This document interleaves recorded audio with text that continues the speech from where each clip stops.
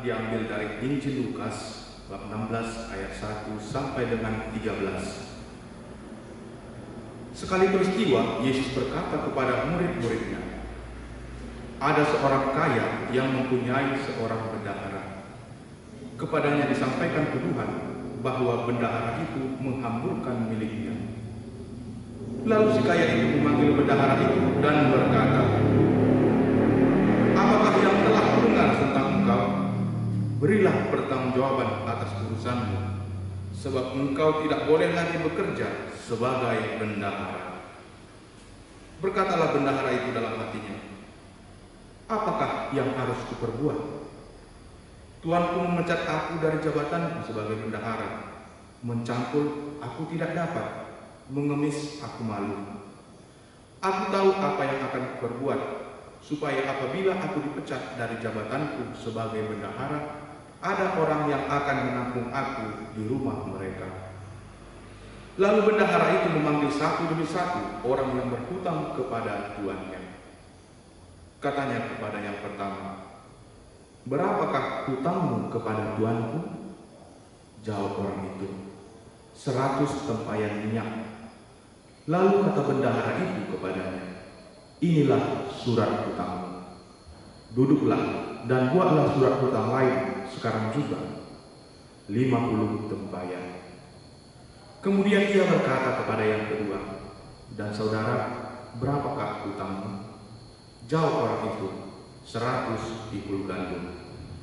Katanya kepada orang ini, inilah surat hutangmu. Buatlah surat hutang lain, 80 pikul. Bendahara yang tidak jujur itu dipuji oleh tuannya, karena ia telah bertindak dengan cerdik. Sebab anak-anak dunia ini lebih cerdik terhadap usamanya daripada anak-anak terang.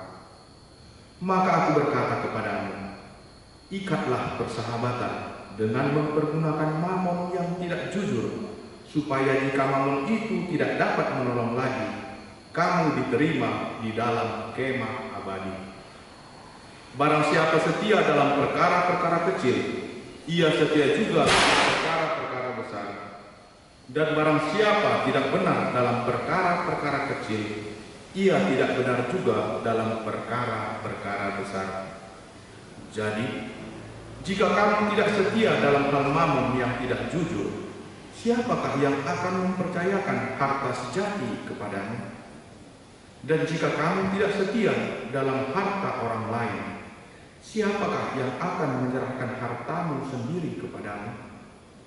Seorang hamba tidak dapat mengabdi kepada dua tuan, karena jika demikian, ia akan membenci yang seorang dan mengasihi yang lain, atau ia akan setia kepada yang seorang dan tidak mengindahkan yang lain.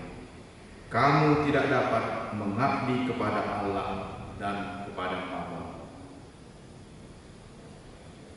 Demikianlah sabda Tuhan.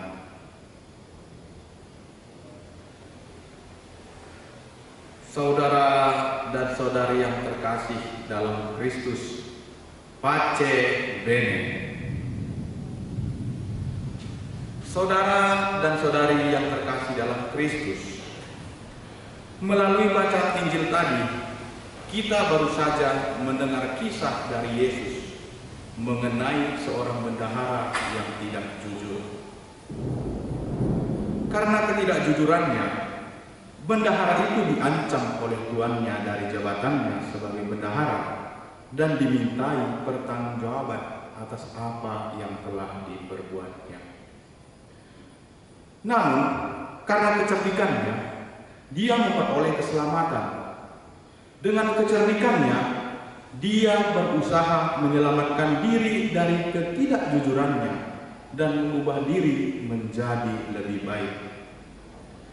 Proses keselamatan yang diperoleh bendahara itu merupakan keinginannya untuk mengubah pola hidupnya yang selama ini tidak jujur dan beralih menempuh hidup baru dan menemukan jalan keselamatan.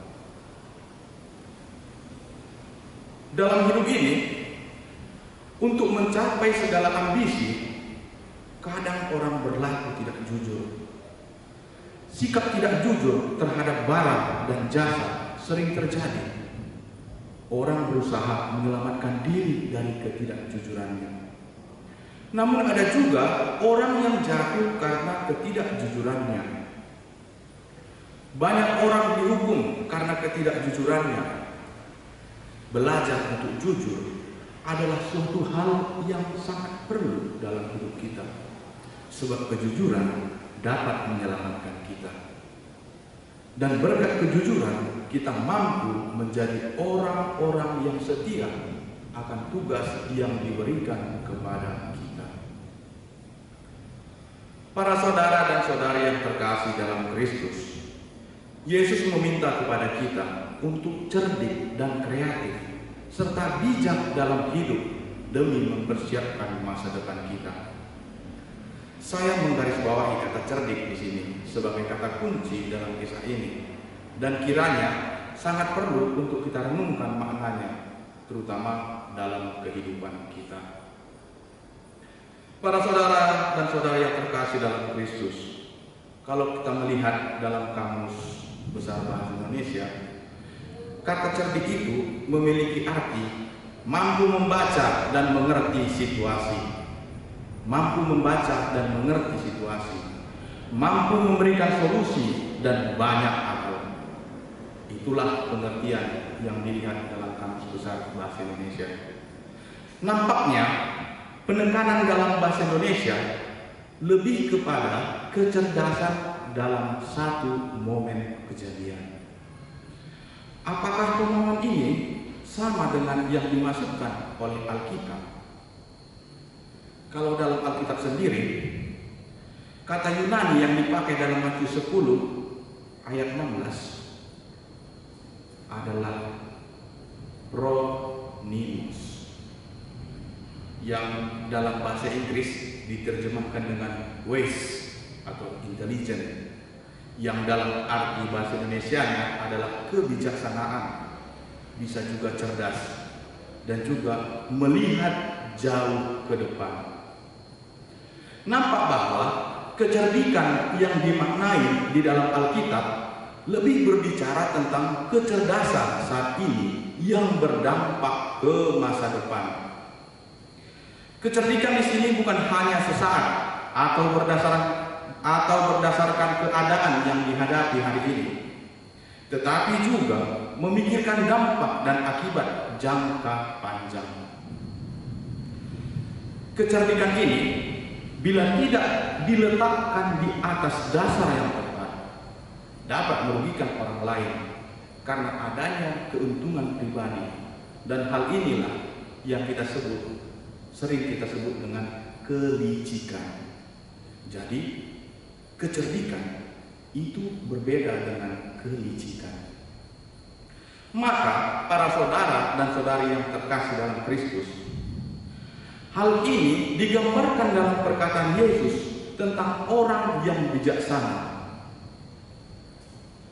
yang secara harfiah bisa kita artikan dengan cerdik, yang membangun rumahnya di atas batu,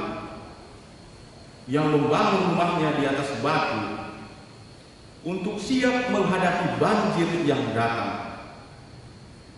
Juga digambarkan dalam sosok 5 gadis yang bijaksana, yang membawa persediaan minyak untuk persiapan di masa yang akan datang. Sifat inilah yang dimiliki oleh bendahara yang tidak jujur itu. Ia bertindak dengan tepat dan meyakinkan pada masa sekarang untuk menempatkan dirinya pada masa yang akan datang. Ia bertindak tepat sesuai dengan situasi. Ia menyadari situasi krisis yang dihadapinya dan meraih peluang yang ada karena kemampuannya memandang jauh ke depan. Ia cukup lihai untuk bertindak dengan kecerdikan dan pertimbangan yang praktis.